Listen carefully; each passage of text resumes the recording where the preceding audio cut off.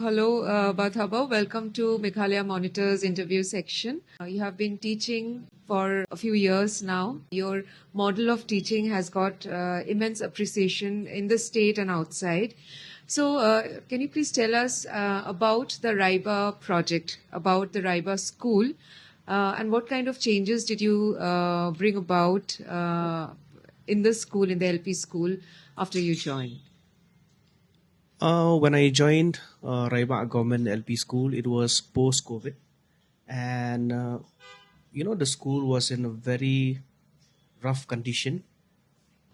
The moment I glanced across the school, I saw a leaking roof, I saw a missing window, dusty benches, and it was in a bad condition. You can only imagine that it was a very old school. It was abandoned for almost 2 years, where there were no teachers.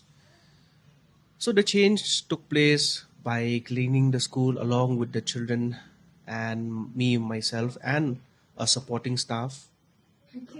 After that, we were able to renovate the school in the year 2023, whereby my friend Ibarihun Majao had been able to do it through crowdfunding. And the change took place when the community itself engaged in the school by fencing the school, helping me in every way. In that way, the village had that sense of ownership of the school. And once the sense of belongingness and ownership of the school took place, it was quite easy to work. And I have also collaborated with St. Edmund's College Social Work Department, Williamson Sangba University Social Work Department under the leadership of Dr. Randolph Langstad to help the school and the village as a whole. We were also able to start our project, which is called Raibah Living Library. When I left the school in the year 2024, I still contributed the village through that project, where Kong Badapbyang Dakhar and Ibarihun Majao were pretty much involved. They were the core team. And here in this living library, it is a library which is mostly an activity base, where the elders tell stories, weaving, handicraft, beekeeping, biodiversity walk.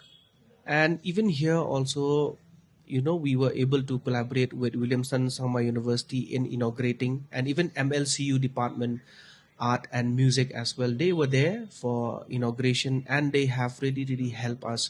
So why is it important to to help these schools in rural areas across our village?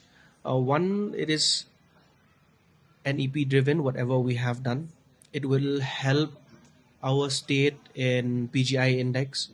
And yes, I think Raiba should have been a model or an example for our state, and which is why we will try to replicate this idea across the state and help help to better the education system of our state. What is the concept of a living library? Why do you call it a living library?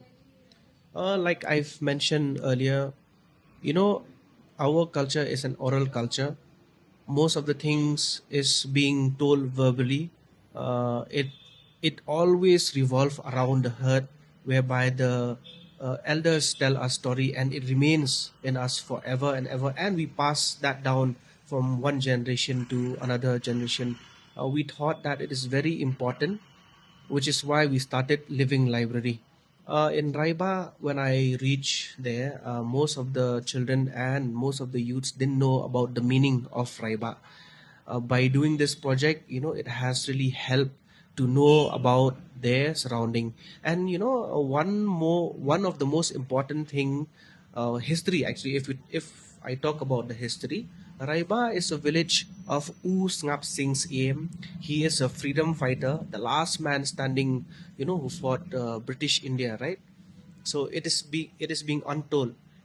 It is there in the books, but again, who will read that, right? But once I reached there, made the elders retell those stories, so it lives. So it lives in the children. So in that way, it is called Living Library. How important do you think is this model of education in the long run for the development of children as well as for the state as a whole? I think it is very, very important, first of all, to understand that rural setting and urban setting is quite different if we look in terms of education. In rural settings, we should really, in fact, even in urban setting, but in different way. But in rural setting, life skills are very, very important to be taught in school, to be incorporated in school. So vocational class should be more introduced, should introduce more, make it activity based. In that way, the children can grow both knowing about their surrounding, about their culture, and also academics, and also about the world as a whole. So in that way, when they grow up, they know where they are, where they stand. So they would really know how to survive on their own.